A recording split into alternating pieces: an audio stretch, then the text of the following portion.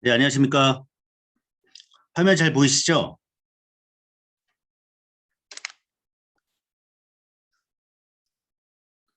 네, 잘 보입니다.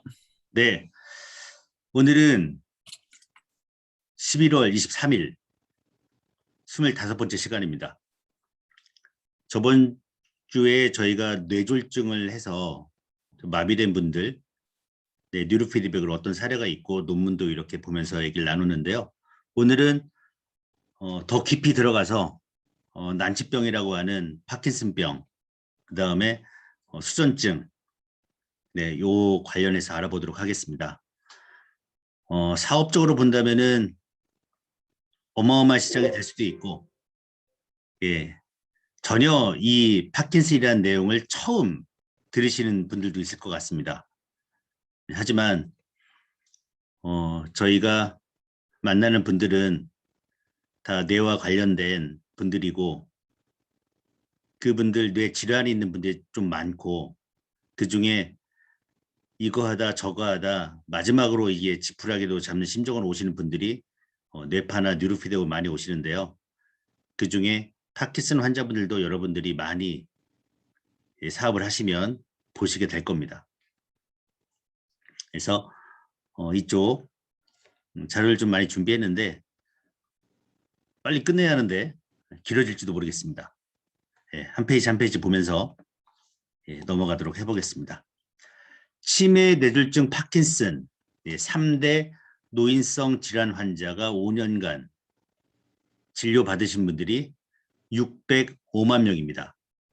네, 2019년에 국회 보건복지위원회에서 요 관련자를 갖고 왔는데요. 치매 경우에 71만 2,556명이 진료를 받아 2014년도보다 41만 6,309명에 비해 1.7배가 증가했고, 성별로는 여성이 50만 명 정도 되고 남성이 20만 명 정도 됩니다. 그러니까 2배 반이 더 많은 거죠.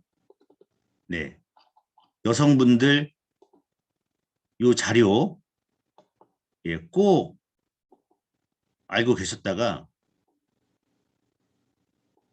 정말 60대 되면 60대 아니 되면 안 되죠. 또 읽어보겠습니다.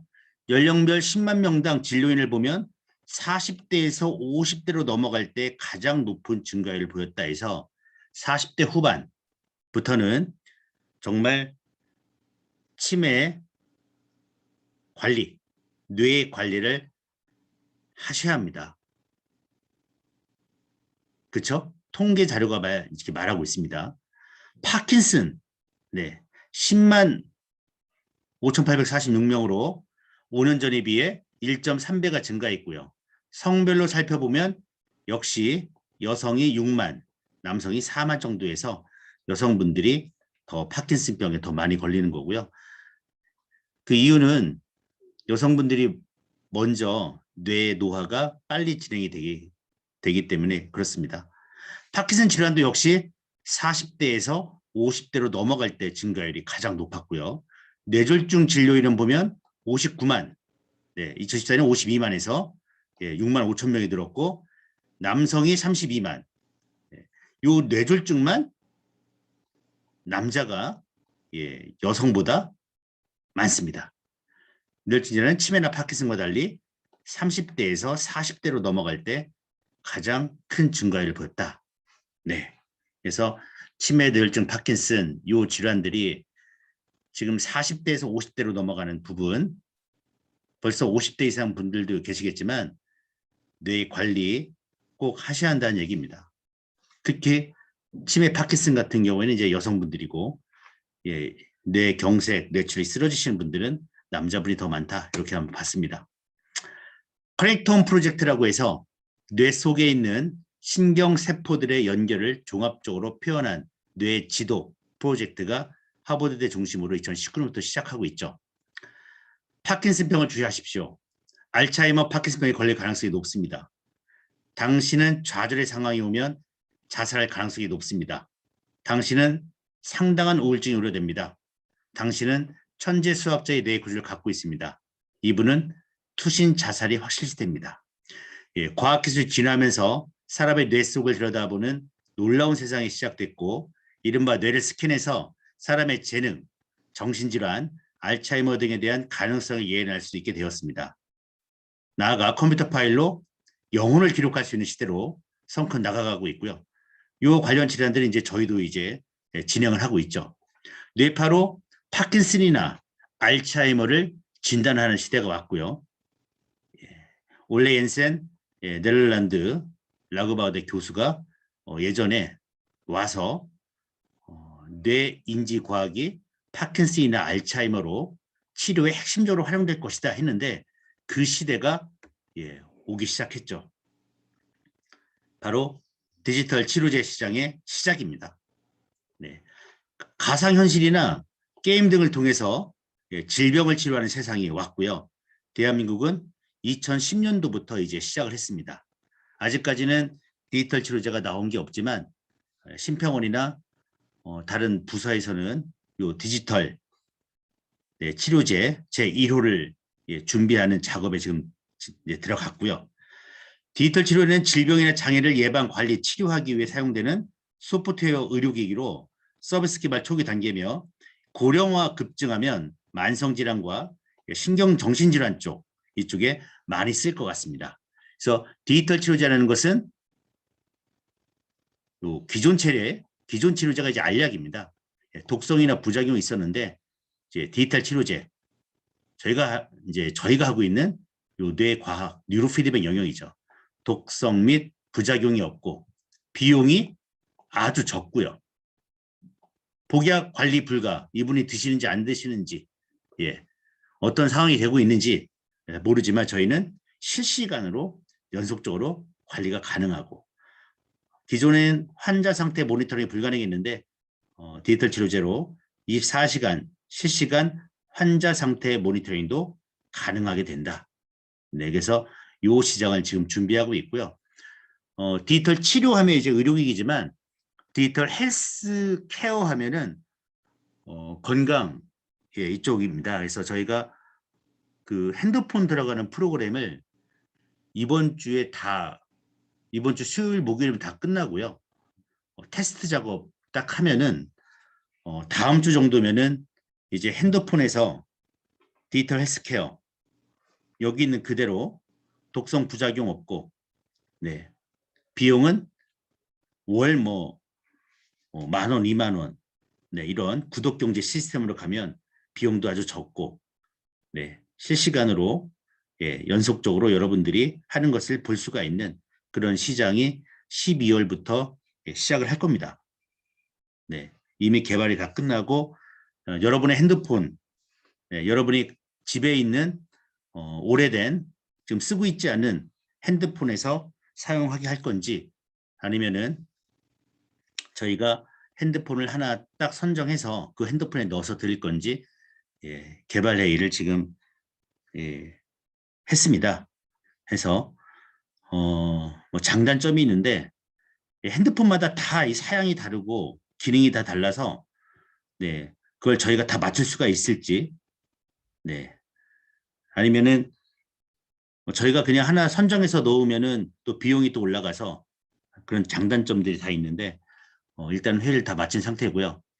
더 좋은 소식으로 다음 주 정도면은 들려드릴 수 있을 것 같습니다. 그래서 파라톡스는 현재 뇌파 측정기 의료기 인증 작업이 들어갔는데 재밌는 게 의료기 테스트는 끝나고 이 의료기가 이제 기록을 해야 하는데 뭘 했을 때 몇 점이 나온다. 어떤 걸 테스트했을 때 몇 점이 나온다는 것을 기록을 해야 하는데 그 기록하는 것이 고장이 나서 네. 그래서 좀 늦어졌다고 합니다. 이 작업도 네, 오늘 갔다 오신 분과 얘기를 들었는데 한 다음 주면 끝나지 않을까 완전히 네, 그렇게 생각하고 있습니다. 그래서 인증이 끝나면은 뇌파 측정기 의료기죠. 그 다음에 뉴로피드백 시스템 의료기로 뉴로피드백 의료기로 저희가 미국 FDA에 인증 작업을 바로 들어갈 겁니다. 그래서 한국과 미국, 중국에 의료기 인증 신청을 할 거고요. 그게 진행이 되면 혁신 의료기기 업체 작년 이제 7월에 육성법이 제정됐는데 인증 신청이 해서 한 몇 개의 대학과 함께 요 의료기기 만드는 혁신 의료기기 만드는 업체로 인증이 될 것 같습니다. 디지털 치료제 인증을 위한 임상실험 해서 현재 서울대 의대, 그다음에 가톨릭 관동의대와 임상실험 진행 중에 있고요. 가톨릭 관동의대하고는 내년에 국제과제로 또 선정이 돼서 또 다른 치매 임상 과제를 진행할 것 같고, 부산의 모 대학에서 모 대학병원에서 치매 치료기 국제과제 같이 하자고 해서 지금 과제를 낸 상태고요. 선정이 되면 아마 올 말이나 12월 뭐 초쯤에는 이제 결과가 나올 것 같습니다. 그래서 만약 선정이 되면 진행할 거고요. 그때 또 말씀을 드리도록 하겠습니다. 오늘 이제 두 가지를 알아볼 건데, 하나는 수전증이고요. 또 하나는 좀 더 난치 질환인 파킨슨입니다. 이분 이제 생로병사에서 나왔는데 황병희 씨 손 떨림 증상인데요. 불과 5년까지만 해도 떨면서 모든 일을 다 했고 다 해야 하는데 급격히 심해진 건 한 2년 됐고, 떨림은 겪어보지 않은 사람은 모른다. 제 자신을 엄청 원망했고 내가 왜 이럴까? 남들은 다 괜찮은데 왜 나만 이럴까 해서 자기 자존감이 완전히 떨어진다고 얘기하십니다. 손 떠시는 거죠. 수전증. 근데 이분들이 여러분 몇 명 정도 될 것 같습니까? 수전증 걸리신 분들.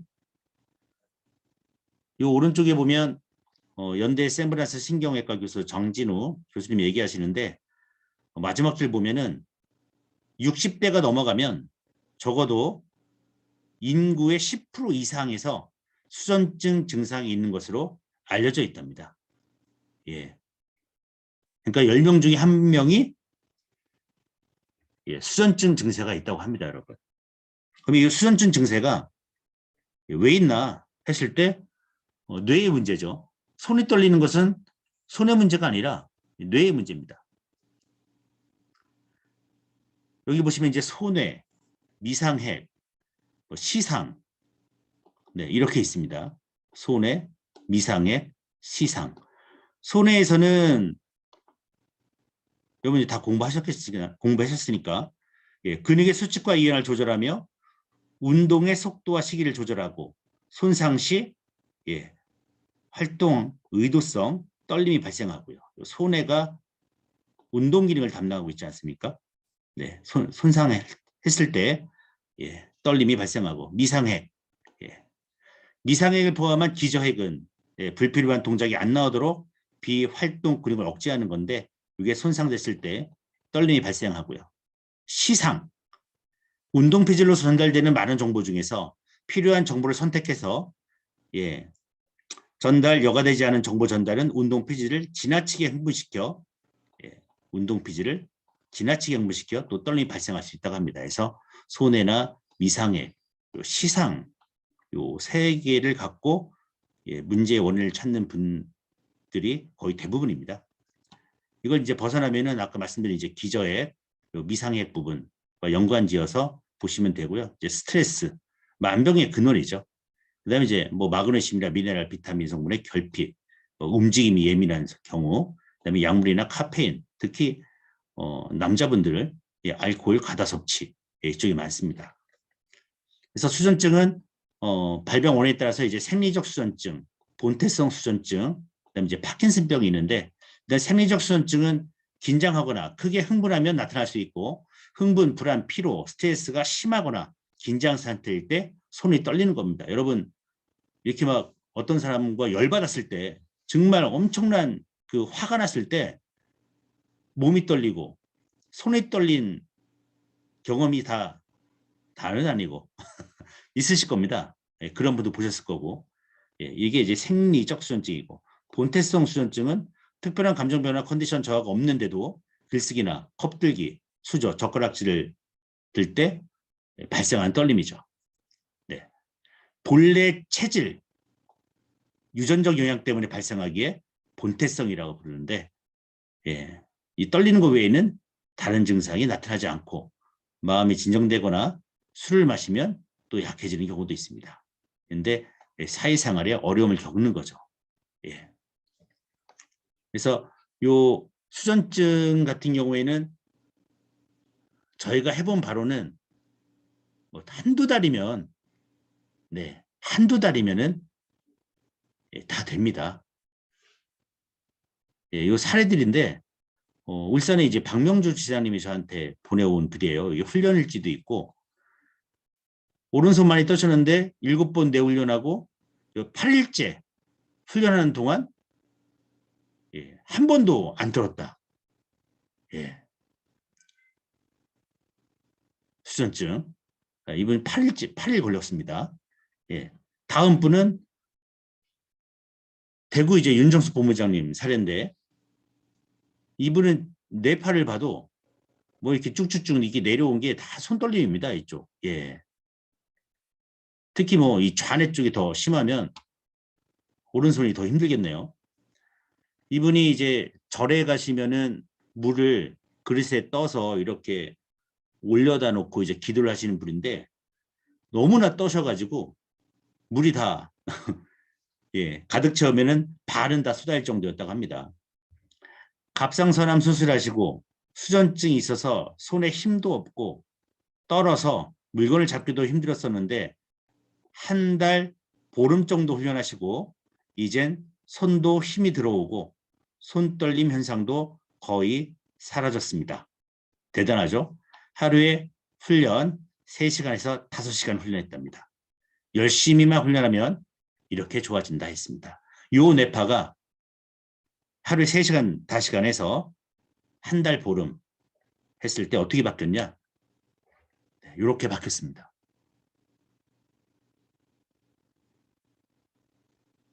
대단하죠?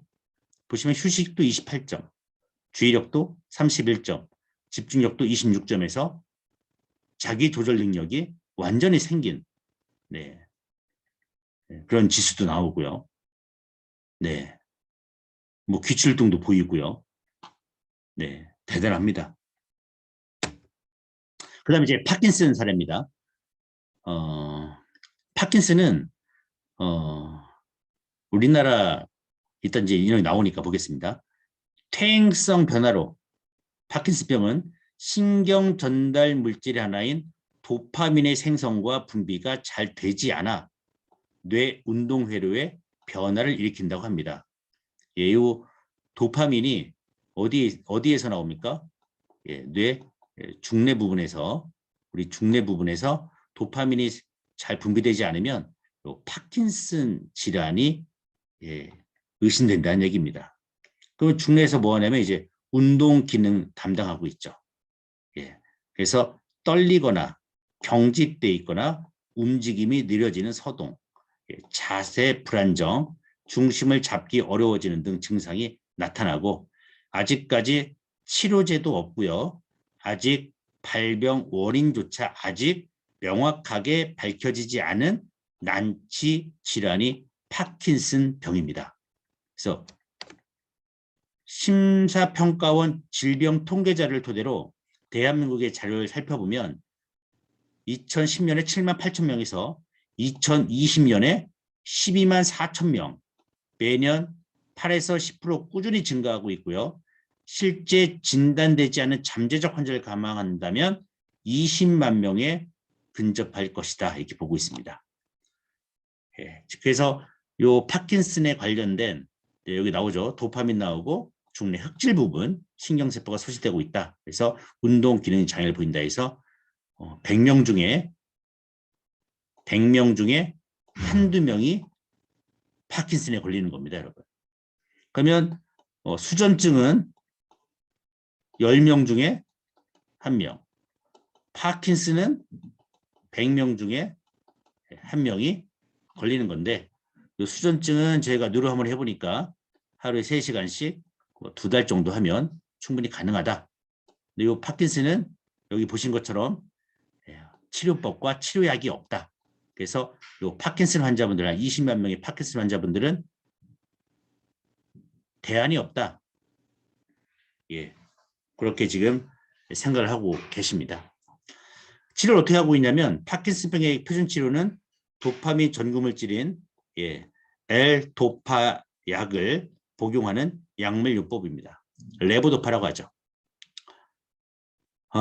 레보도파 분해를 억제 작용 시간을 연장하는 약물이고 BBB를 통과해 요 뇌를 보호하는 요 뇌 장벽이 있습니다. 이걸 통과해서 말초에서 분해를 억제하는 약물이고, 근데 결론 이거 드시면 어떻게, 레보도파 이거 마시면 될 것 같고요. 이 약을 드시면 결국 어떻게 되느냐, 이 약이 그 도파민과 비슷한 해서 뇌를 속이는 겁니다. 예, 그 비타민 레보도파 이 약이 도파민과 비슷한 성분을 만들었죠.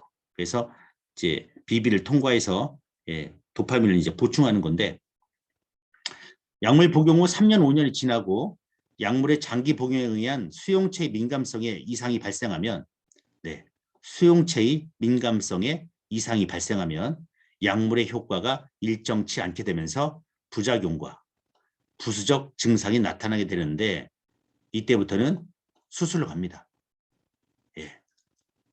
수술로 가면 이제 이런 게 있는데, 거기까지 가면 상당히 늦었다고 보고 있습니다. 장기적 약물 치료 시 3년, 5년, 보통 제가 해보니까 3개월, 6개월만 드셔도 요 증상이 나옵니다. 이제 뇌에서 요 약물 효과가 안 나오게 됩니다.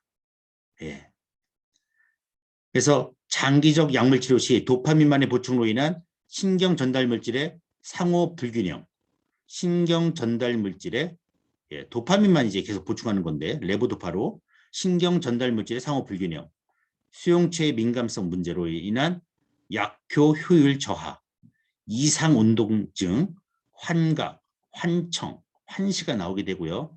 충동 조절 장애 증후군 등의 부작용이 나타나게 됩니다. 그다음에 또 이제 이 수술요법은 비용 비싸고 수술 부작용이 있고, 뇌에다가 뭐 배터리 하게 되면 또 교체해야 하고요. 점진적으로 효율이 저하되는 단점이 있어서 안 된다는 겁니다. 결론은. 난치병이다. 그래서 제가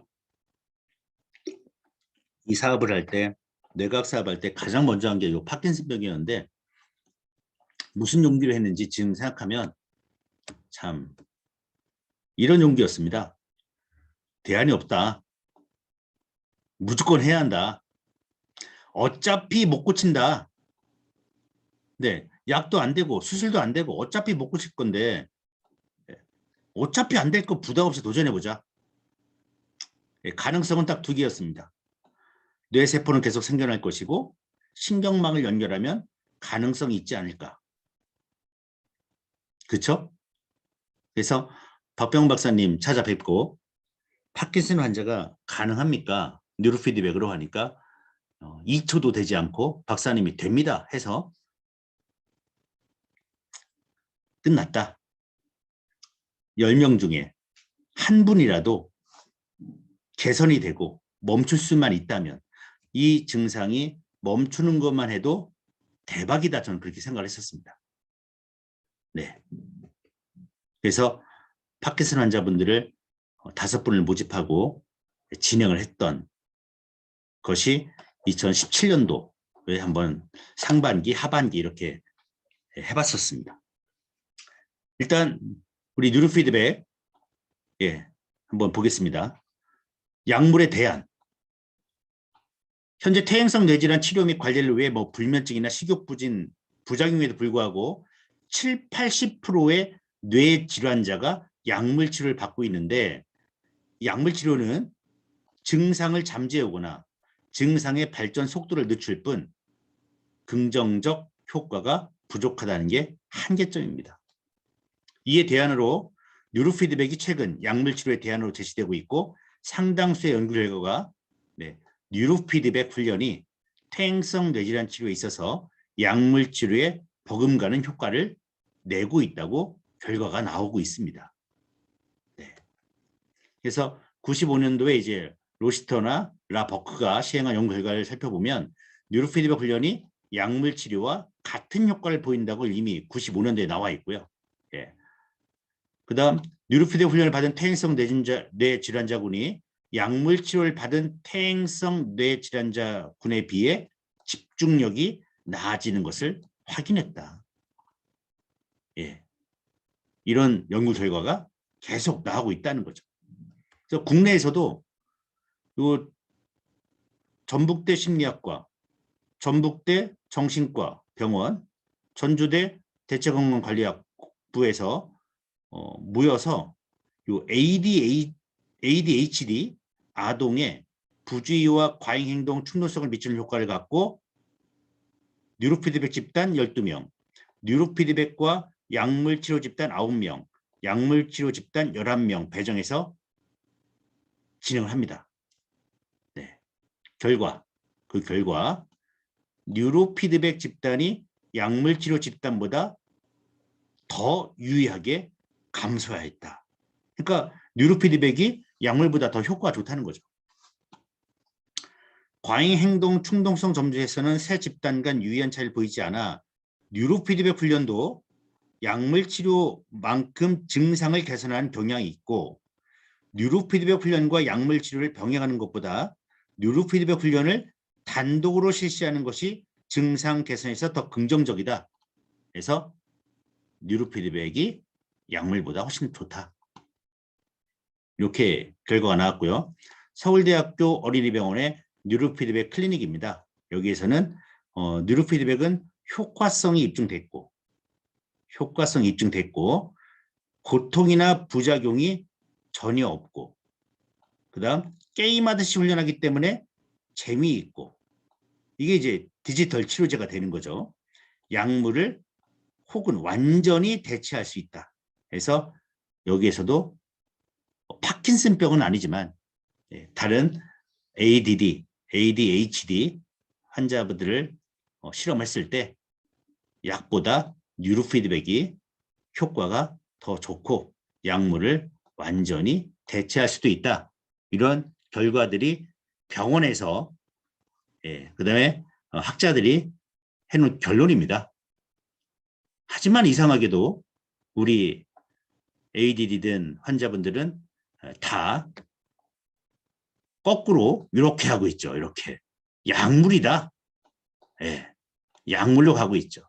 이거는 과연 될까 하고 이렇게 하고 계시고 하지만 이미 디지털 치료제의 시기대가 오고 그 다음에 이런 수많은 논문들 그 다음에 여러분들의 노력에 의해서 판은 뒤집어질 것이다. 그리고 이 뉴로피드백이 약물에 비해서 어떻습니까? 윤리적이죠. 그렇죠? 부작용도 없고 한번 고치면은 다시 재발할 가능성이 적은. 그래서 이 판이 디지털 치료제와 함께 바뀔 것이다. 저는 그렇게 보고 있습니다. 그 다음 뉴로하몬의 신뢰성은 몇 프로입니까? 미국에서 최초로 뇌파 측정기를 만든 회사 제품이자 신뢰도와 타당도가 입증되어 의료용으로 가장 많이 쓰이는 글라스 시스템과 비교했을 때 91.6%. 연구는 한국표준과학연구원 대전 대덕연구단지에 있는 곳에서 검사를 한 겁니다. 믿고 열심히 하시면 될 것 같습니다. 제가 이렇게 좀 찾아본 자료는 요 도파민 지금 현재 의학계에서 중내 흑질의 도파민 때문에 파킨슨이 병이 나온다 했으니까 그러면 과연 도파민을 증가시키는 방법이 뭘까? 제가 한번 나름대로 찾아본 내용들입니다. 했을 때 처음 나오는 게 명상입니다. 명상. 그래서 뭐 캐나다의 리마 템퍼, 그 다음에 UTSC의 이제 교수 마이클, 명상과 감정에 대한 연구 많이 있는데 명상을 한 사람들도 스트레스에 대한 내성이 커졌다는 연구가 발표된 바가 있고 명상을 한 사람들은 스트레스가 낮아지고 긍정적 정서가 강화되어 혈중, 도파민 분비량이 증가했다. 그래서 요 명상에 대한 효과를 얘기하고 있는 게 나옵니다. 또한 명상을 통한 도파민 증가 두 번째인데요. 명상 훈련 후 혈청 지질 과산화물 레벨이 줄어들고 스트레스 레벨이 감소하고 명상 상태가 도파민과 멜라토닌 레벨이 증가. 그다음에 이제 스트레스 호르몬인 코르티졸과 노르에피네프린 레벨이 사라졌다. 네, 이런 게 이제 연구 결과로 나오고 있죠. 그래서 명상을 하게 되면 도파민이 증가를 하는구나 했을 때 저희 프로그램에 명상과 관련된 프로그램이 있지 않습니까? 예, 뉴로 피드백과 이미지 테라피와 자기 최면요법을 넣은 무슨 프로그램입니까? 뇌 건강 1단계, 뇌 건강 2단계가 명상요법을 쓰고 있죠. 그렇죠? 그래서 요 뇌 건강 1단계, 2단계를 하게 되면은 똑같은 결과로 도파민 분비가 되고 스트레스 호르몬인 코르티졸 호르몬이 낮아지겠구나는 그런 논리적인 얘기가 나올 수 있겠죠. 그럼 명상과 뇌과학, 뇌의 어떤 부위가 명상했을 때 좋아지냐 했을 때 여기 이제 이분이 이제 위스콘신 대학교의 이제 리처드 데이비슨이고 이분은 다 아실 달라이 라마죠. 요 위스콘신 대학 리처드 데이비슨 박사가 1만 5천 시간 동안 명상 수행을 해온 티베트 승려 175명을 대상으로 연구한 결과 명상을 오래 한 사람들은 이마 바로 뒤에 위치한 좌측 전전두엽의 활동이 우측 전두엽보다 두드러졌다고 밝혔다. 즉 좌측 전두엽이 우측보다. 근데 좌측 전두엽에서 뭐하냐? 행복이나 기쁨, 낙천성, 열정과 관련된 뇌 부위다. 티베트 승려들을 연구한 결과 명상을 하면 행복을 주지하는 좌측 전전두 피질이 불행과 고통, 긴장, 우울, 불안, 우울일 부정적 감정을 주지하는 우측 전전두 피질을 완전히 압도해버린다. 네. 우리 이제 그 뇌파를 분석하면 이제 BQ가 있는데 BQ에서 저희 활성지수가 있습니다. 활성지수. 예. 활성지수에서 좌뇌, 우뇌 이렇게 보죠. 그래서 좌뇌가 저희가 이제 긍정, 우뇌가 이제 부정 이렇게 저희가 평가를 하죠. 같은 얘기입니다. 네. 이러한 발견은 명상이 우리의 마음을 지배하는 뇌 부위의 기능을 지속적으로 변화시킬 수 있다는 사실을 보여주었다. 두 번째입니다. 이제 명상을 했을 때 명상이라는 말 쓰지 말아야겠네요. 저기다 이제 뇌 건강 1단계, 뇌 건강 2단계 했을 때 뭐가 달라진다? 뇌의 크기가 달라집니다. 네. 미국 캘리포니아 주립대 엘린 루러스 박사팀이 명상을 오래 해온 사람들은 하지 않은 사람보다 뇌가 더 크고 뇌 기능도 절 발휘한다고 분석했습니다. 명상의 뇌에 어떤 효과인지 알아보기 위해 꾸준히 명상을 해온 사람 22명과 그렇지 않은 사람 22명의 뇌를 MRI로 관찰했는데 명상을 해온 사람들의 뇌는 대뇌, 기억을 담당하는 오른쪽 해마, 감정 조절을 담당하는 안화 전두피질 등의 크기가 보통 사람보다 컸다. 그러니까 뇌 크기도 바뀐다. 좌뇌 전두엽이 발달하고 뇌 크기도 바뀌고 세 번째는 구조도 바뀐다. 뇌 구조도. 네. 했을 때 자비심과 행복감을 담당하는 부위, 뇌 부위가 0.1, 0.2mm 더 두꺼워진 것이다. 특정 부위가 미국 하버드 의대에서 조사를 한 겁니다. 대단하지 않습니까? 네. 그리고 명상. 네 번째. 또 뭐 좋아진다? 면역력.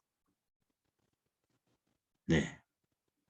그래서 당연히 명상을 하면 스트레스 감소하고 긍정적 감정이 생길 뿐만 아니라 면역력도 증가하겠죠.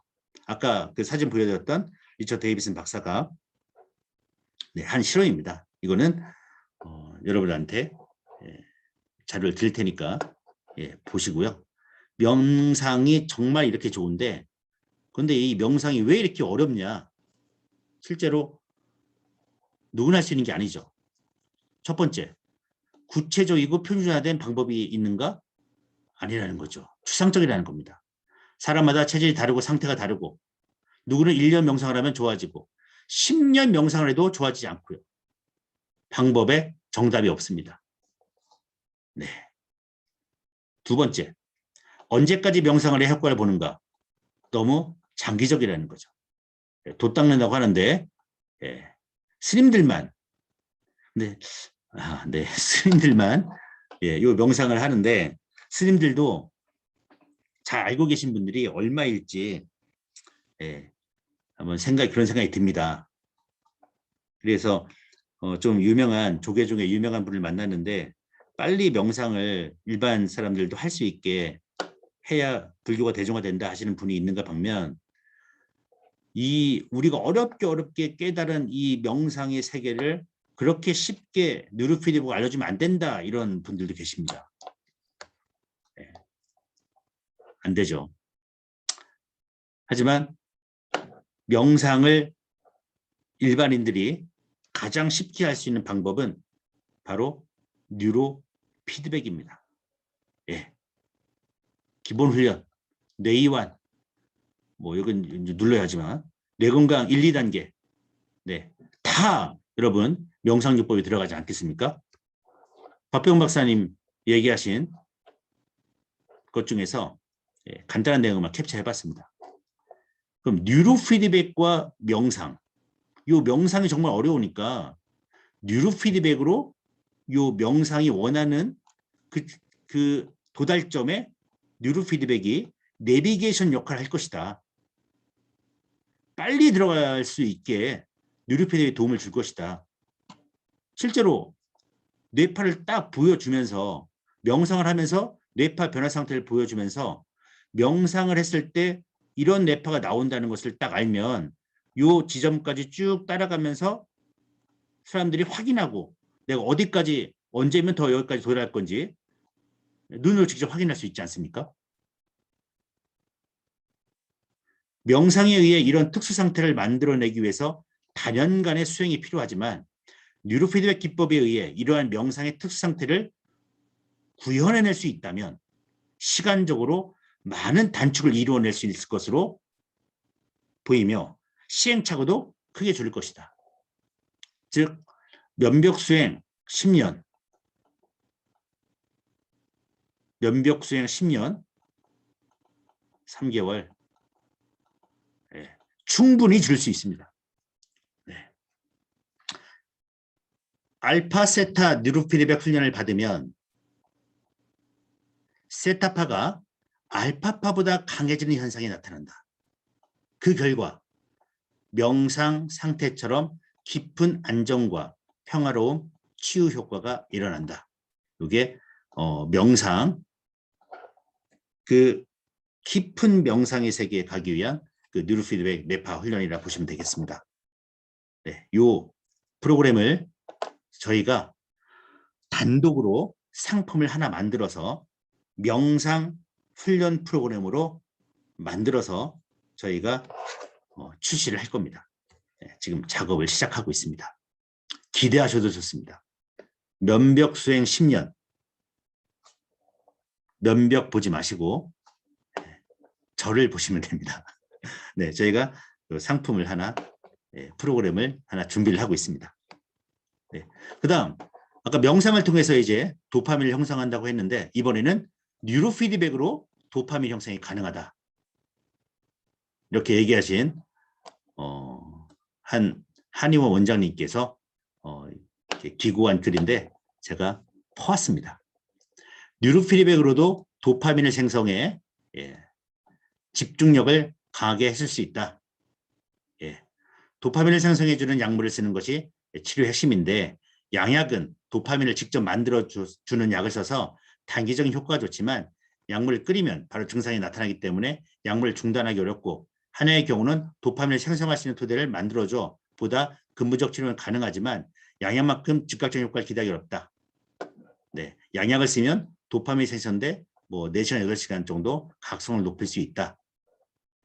네, 하지만 결국 이제 부작용이 있다는 얘기죠.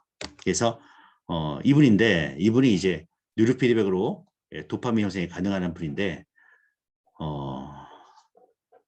여튼 한 방에서 이제 도파민은 뇌에서 생성된 것이 아니라 몸의 장부에서도 만들어서 뇌로 올라간다고 여긴 게 이제 한방 쪽이죠, 여러분. 근데 이분이 이제 뉴로피드백으로도 도파민을 생성해 집중을 강화할 수 있다는 현장은 뉴로피드백을 통해 뇌파 훈련을 함으로써 도파민을 생성해줘 뭐 AD나 아스퍼거 증후군에 치료하는 것이다 해서 한약과 함께 뉴로피드백을 같이 이렇게 하고 있는 그런 분입니다. 네. 이 한방에서 한 얘기는 여러분 의견에 맡기도록 하겠습니다.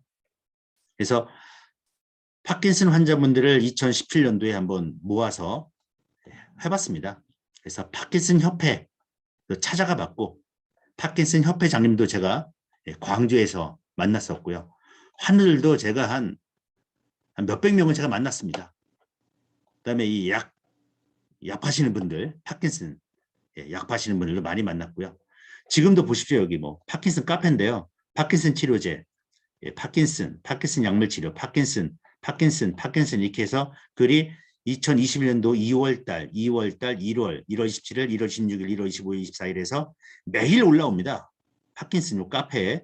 근데 조회수가 매일 84, 146, 257, 153 매일 뭐 100에서 200 정도의 조회수가 이렇게 나옵니다. 여러분. 어느 정도면 이제 여러분들이 이제 오늘 그 비즈 라이브 요 파킨슨 편을 들으시면은 이분들 대안이 없구나. 방법이 없지 않습니까? 방법이 없습니다. 그런데 살아야 하지 않습니까? 생명이 있기 때문에. 그러면 뭘 해야 합니까? 뉴로하모니로 뉴로 피드백 훈련을 권해 주십시오. 네. 영상요법, 도파민 나온단다. 저희 프로그램이 있다. 그 다음에 뭐 의사분들도 우리 그 도파민의 뉴로 피드백을 쓰는 것을 권장하고 있지 않냐. 그리고 이 사례 제가 2017년 10월 25일부터 8월 24일 박병훈 박사님하고 저 이홍규 그때는 제가 본부장이었습니다. 이때 했습니다. 파킨슨 훈련, 뇌파 훈련 17년 10월 28일 네, 요 뇌파였고요. 18년 4월 17일 딱 6개월 딱 됐는데 뇌파가 이렇게 변했습니다. 네, 세타파 네, 엄청 줄어들었고요. 요 베타파 부분이 네, 엄청 좋아졌지 않습니까? 이분 이제 후기인데 편지를 보내주셨습니다. 네.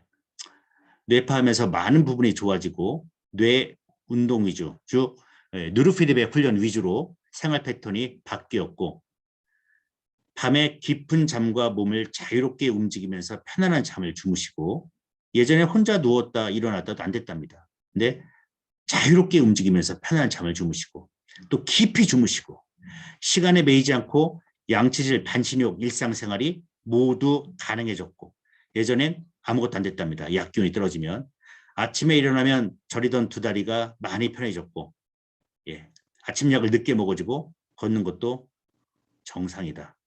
네. 예전엔 약을 안 먹고는 아무것도 못했고 걸음도 종종 걸음과 두 다리 너무나 저리가 아팠다 해서 모든 게 너무 감사하다고 네.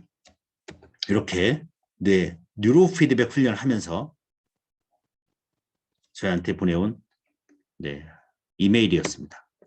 그 다음 박인순 뇌요법사 그러니까 요법사라는 말은 이제 뇌상담사, 뇌교육사, 교육과정, 교수과정 그 위에 이제 요법사 과정이 예전에 있었습니다. 거의 의사분들이 듣는 과정이었습니다.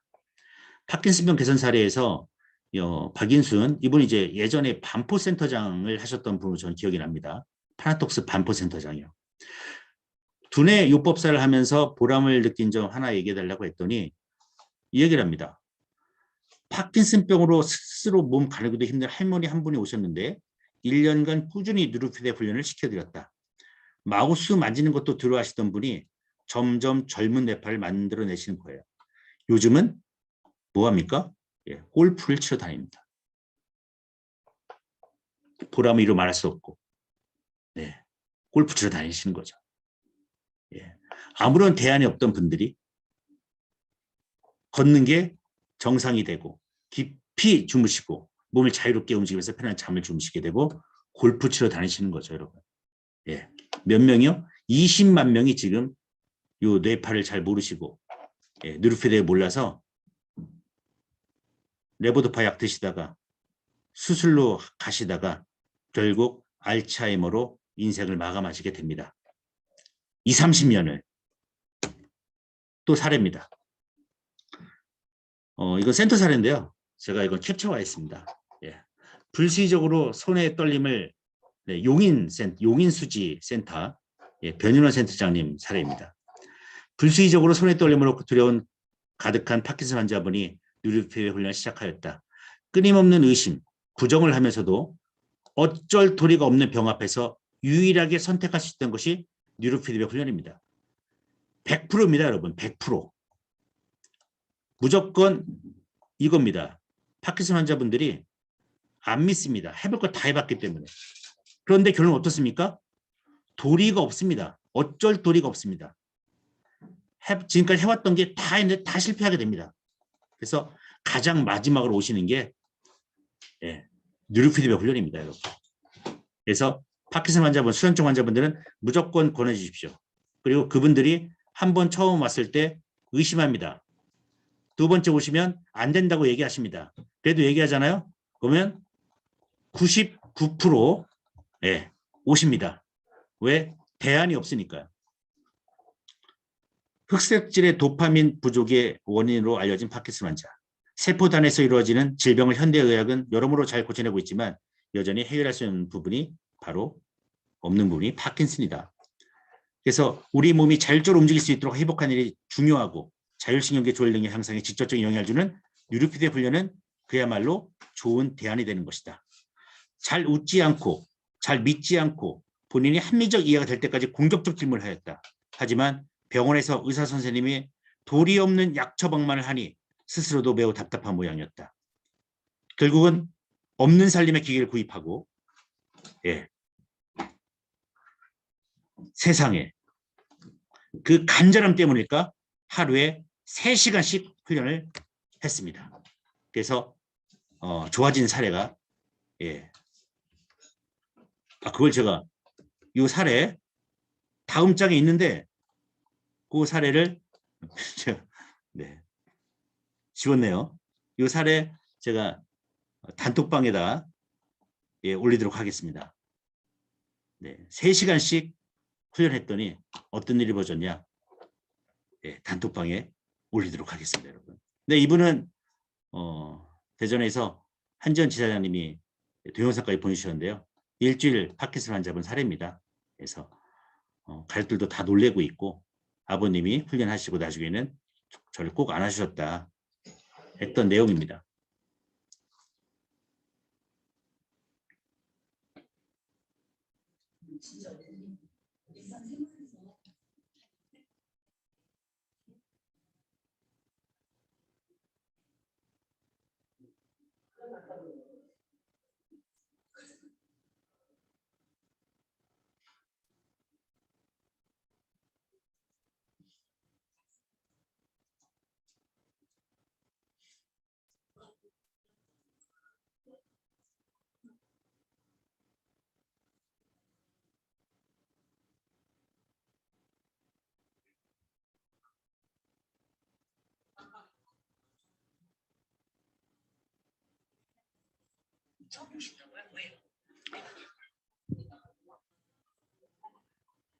네, 여기까지 보도록 하겠습니다.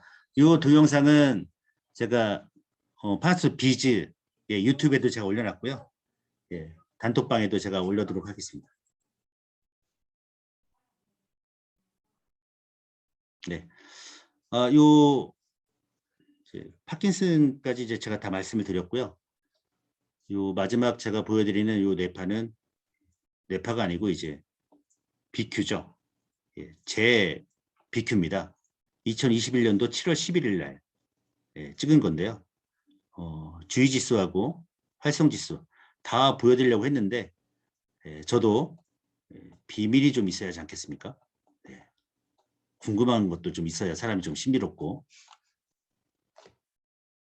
네. 그래서 주의 지수 비율 2.8, 3.2, 긴장도 13, 12, 산만도 0.6, 0.6, 좌뇌운에 73, 70 정도 나오고 있고요. 그다음 활성지수 79, 73 아주 긍정적인 사람으로 똑같이 나오고 있습니다. 똑같이 이제 7월 11일 정석 그래프입니다. 그래서 아주 안정적으로 제가 제 자랑을 하면 안 되지만 표가 이러니 그렇게밖에 설명 못 하겠습니다.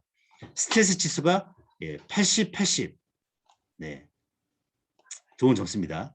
그리고 마지막 자원의 균형 점수 대칭성 46, 동시성 0.6으로 아주 양호하지 않습니까? 네, 이 정도면 네, 제 BQ도 이제 공개해 드렸고 더 열심히 해서 11Hz 자율 지수 올려놓도록 하겠습니다. 네, 오늘 한 2,000명 정도 오셨는데요. 네, 들어주셔서 고맙고요. 요 파킨슨 수전증 편 오늘 마치도록 하고 다음 주가 아니고 다음 목요일 때는 사업 설명회 저희가 준비하고 있는 사업 설명 관련해서 진행을 하겠습니다. 예, 들어주셔서 고맙습니다. 모두 수고하셨습니다. 감사합니다. 수고하셨습니다. 감사합니다. 수고하셨습니다. 네, 수고하셨습니다. 수고하셨습니다.